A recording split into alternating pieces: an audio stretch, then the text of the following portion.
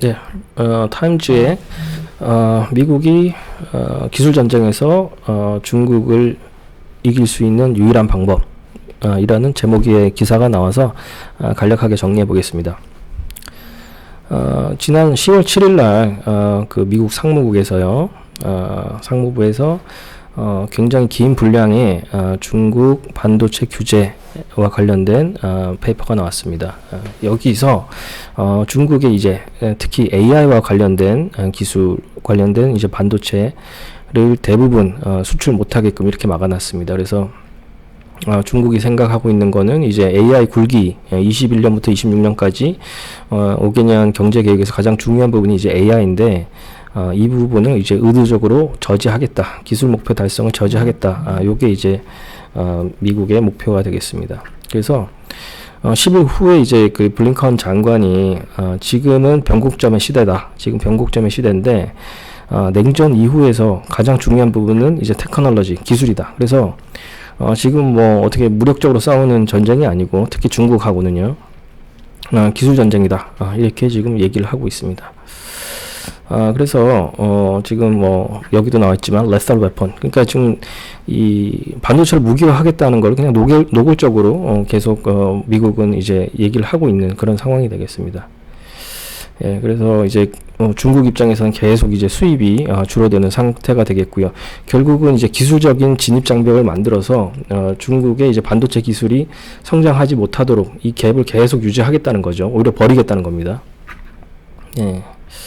그래서 지금 또 여기 나와 있는 얘기는 미국 입장에서 왜 이렇게 반도체에 집중을 하냐, 이렇게 의구심을 가질 수가 있는데 반도체가 이제 그 GDP에 차지하는 비중이 0.3% 밖에 안 되는데, 이제 골드만삭스가 분석하기에는 이게 이제 실제로 중요한 이제 생산과 연관 지어서 보면 GDP의 15%까지 볼 수 있다는 거죠. 그래서 GDP에 굉장히 중요한 지금 요소이고, 그러다 보니까 좀 더 이 GDP와 관련된 반도체 중요한 섹터다, 이렇게 볼 수가 있고, 특히 이제 작년같이 이제 그 반도체 부족 사태 때문에 미국의 자동차 생산량이 생각보다 줄었죠.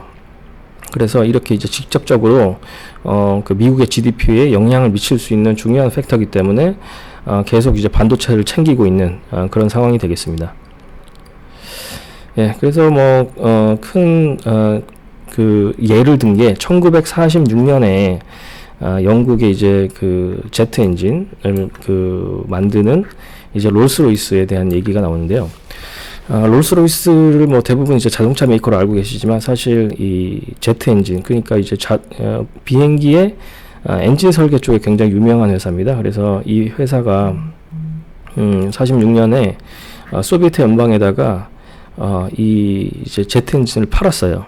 팔면서 이걸 이제 군사 무기화하지 않겠다, 이렇게 이제 서로 계약을 했는데 1950년에 이제 그 한국 전쟁 일어나는 거 보니까 미그 15기에 이제 이 롤스로이스 제트 엔진의 기술이 들어가 있는 거죠. 예, 그래서 그 당시 이제 스탈린이 너희도 바보 아니냐, 이런 이제 시크릿, 이런 비밀을 어떻게 팔았냐, 뭐 이런 식으로 이제 조롱까지 당할 정도로 굉장히 위기였던 거죠. 그래서 오히려 미군에 굉장히 피해가 된 겁니다. 그래서 여기서 하고 싶어 하는 얘기는 결국은 미국이 반대를 하더라도 이런 동맹국, 영국이 사실 가장 큰 동맹국 중에 하나인데 다 컨트롤 못한 겁니다. 예, 이런 사태가 있었다는 거죠. 그래서 지금 중요한 부분은, 반도체에서 중요한 부분은 중국이 미국보다 많이 뒤처져 있죠. 많이 뒤처져 있는데 문제는 미국 외에 뭐 일본이라든지 네덜란드, 독일, 한국, 대만 이런 나라들이 상당 부분 이제 반도체에 관련돼서는 선진국이 된 거죠. 예, 그렇기 때문에 결국은 미국 혼자서 이 일을 할 수는 없고, 이 연맹국들, 여기 나와 있는 국가들이 다 같이 이 미국에 동조해서 중국에다 이제 반도체 기술과 관련된 수출이라든지 반도체 기술이 나가지 않도록 이렇게 해줘야 되는 겁니다. 예. 이게 이제 미국이 원하는 바고요. 미국이 계속 대만과 관련해서 여러 가지 이제 대만 이슈가 나올 때마다 대만을 지지를 하고 옹호를 하는 이유 중에 하나가 사실 이 반도체와 연관이 됩니다. 이제 대만의 가장 큰 회사가 이제 TSMC라는 그런 이제 반도체 회사가 있고, 그 기술적인 부분에서도 굉장히 뛰어난 회사이기 때문에 그 미국의 입장에서는 이 견제할 수밖에 없는 거죠.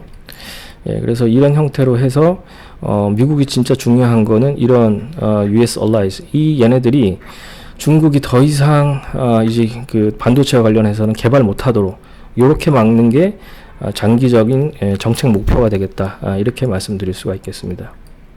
예, 그래서 이 여기와 관련해서는 뭐 계속 다양한 뉴스들이 나오는데 뭐 최근에 나온 다른 뉴스를 좀 보시면요, 이거는 이제 20일 날 이 그 디지털 타임즈, 디지털 데일리에서 나온 뉴스인데 여기 이제 그 엔비디아의 대표 젠슨 황이 나오죠. 엔비디아가 이제 미국에 있는 이제 그 GPU 만드는 회사인데 보니까 대중 수출이 많이 줄 거라고 예상했는데 3분기 뚜껑을 열어보니까 의외로 대중 수출이 많이 안 줄었어요. 그러니까 그 반도체 규제 법안이 나왔는데 반도체 규제 법안을 회피하는 그런 반도체를 계속 수출을 많이 한 거죠. 근데 기업 입장에서는 당연히 매출과 이익을 올리려면 중국에다가 수출을 할 수밖에 없는 거죠. 예, 그래서 미국 내에서도 여러 이제 규제안이 있지만 실질적으로 이 규제안이 미국에 있는 기업에서조차 제대로 워킹을 못한다, 이렇게 판단할 때는 실제로 이런 이제 반도체 규제 법안이 얼마만큼 중국에 제대로 영향을 미칠 수 있을까, 이런 부분에 대해서는 좀 그 회의적인 그런 해석도 나오고 있습니다. 예, 그래서 이 뭐 결국은 이런 실효성 부분에서 그 미국도 어느 정도 규제를 하려고 하나 사실은 궁극적으로 규제하기가 쉽지 않다, 그런 이제 얘기가 나오고 있고요. 그래서 뭐 다른 ASML이라든지 모든 이제 그 관련된 국가의 기업들이 다 협의를 해서 다 이제 따라줘야 되는데 그게 실질적으로 쉽겠냐? 궁극적으로는 중국의 그 반도체 기술을 더 빨리 올릴 수 있는 그런 상황으로 갈 수가 있다라는 뭐 전문가의 얘기도 있다라는 게 이 그 기사의 포인트가 되겠습니다. 예, 감사합니다.